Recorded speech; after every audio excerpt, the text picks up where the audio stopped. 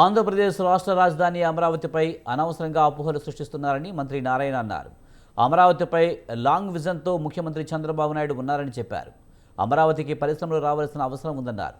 రైతుల భూముల విలువలు పెరగాలంటే పరిశ్రమలు రావాలని తేల్చి చెప్పారు. కంపెనీలు రావాలంటే అదనపు భూమి అవసరమని చెప్పుకొచ్చారు. ఇక అమరావతిలో అంతర్జాతీయ విమానాశ్రయం నిర్మించవలసిన అవసరం ఉందని పేర్కొన్నారు. ఇప్పటికే భూములు ఇచ్చిన వాటి విలువ పెరగడం కోసం మరికొంత భూమి అవసరం ఇవ్వాల్సి ఉందని మంత్రి నారాయణ వెల్లడించారు. ఇప్పటికే అమరావతిలో పనులు ప్రారంభమయ్యాయని, భూములు ఇచ్చిన రైతు సోదరులకు ఎలాంటి అపోహలు వద్దని అన్నారు.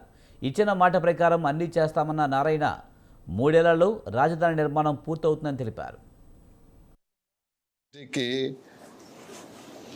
ల్యాండ్ ఇచ్చారు, వాళ్ళ భూముల విలువ కూడా పెరగాలి. ఇది ఒక మెగా సిటీ కావాలి. అమరావతి, విజయవాడ, మంగళగిరి, తాడేపల్లి, గుంటూరు ఒక మెగా సిటీ కావాలి. 1 కోటి మంది పాపులేషన్కి ఉండాలనే దృష్టిలో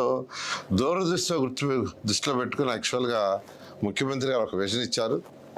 ఆ విజన్ ద్వారానే యాక్చువల్గా additional land pulling, land acquisition అనేది ఇంకా ఆలోచిస్తున్నాం.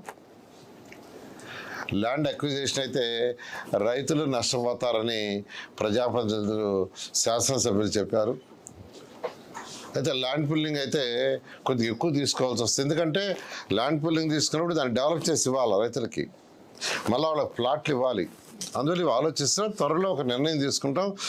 ఏది ఏమైనప్పటికీ అమరావతి క్యాపిటల్ సిటీ ఏదైతే ఉందో దీంట్లో ఆల్రెడీ 41,000 కోట్లకి టెండర్లు కంప్లీట్ చేసి ఇచ్చేసాం. వర్క్ జరిగింది, స్టార్ట్ అయింది.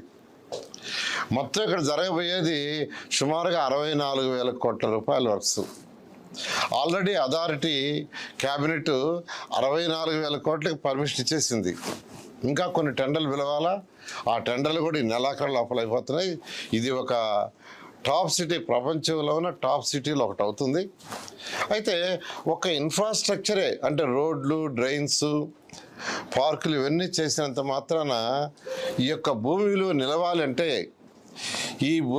నిలవాలంటే, హైదరాబాద్ ఈరోజు ఏ విధంగా తక్కువ రేటు ఉన్నది, రేటు ఎక్కువ వచ్చి నిలిచిందో ఆ విధంగా నిలవాలంటే ఇక్కడికి జనాభా రావాలి. జనాభా రావాలంటే అనేక స్మార్ట్ ఇండస్ట్రీస్ రావాలి. స్మార్ట్ ఇండస్ట్రీస్ రాకుండా రాదు. వీటిని దృష్టిలో పెట్టుకుని ముఖ్యమంత్రి గారు చేస్తున్నారు. కాబట్టి రైతు సోదరులు మీరెవ్వరు కూడా ఎటువంటి అపోహలు వద్దు. మీకు ఏదైతే మాట ఇచ్చామో ఆ మాట ప్రకారం ఈ ప్రభుత్వం నిలబడుతుందని, ముఖ్యమంత్రి గారి ఆదేశాల ప్రకారం చేస్తామని మరొకసారి సవినయంగా తెలియజేస్తున్నాం.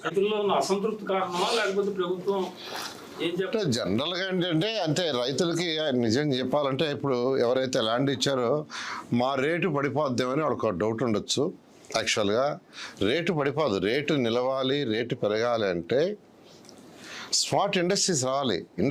స్మార్ట్ ఇండస్ట్రీస్, నాన్ స్మార్ట్ 2 రావాలా. అంటే అయితే మనం ఇక్కడ పెట్టే స్మార్ట్ ఇండస్ట్రీసే, పొల్యూటెడ్ ఇండస్ట్రీస్ కాదు. పొల్యూషన్ లేని ఇండస్ట్రీస్ పెడుతున్నాం.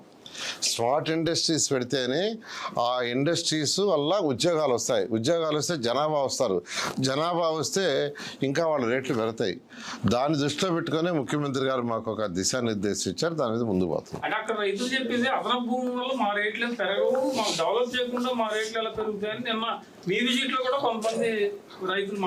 ఈ యొక్క అమరావతి క్యాపిటల్ సిటీలు ఏదైతే ఇప్పుడు టెండర్లు పిలిచేసామో అవన్నీ జరుగుతున్నాయండి.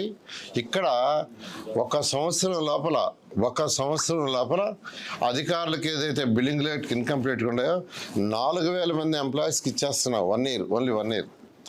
1.5 ఇయర్లో ట్రంక్ రోడ్స్ ఏదైతే 360 కిలోమీటర్లు ఉన్నాయో అవి కంప్లీట్ చేస్తున్నాం 1.5 ఇయర్.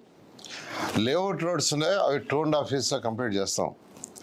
ఐకానిక్ టవర్స్ ఏదైతే 5 అసెంబ్లీ, హైకోర్టు ఉన్నాయో 3 సంవత్సరాల్లో.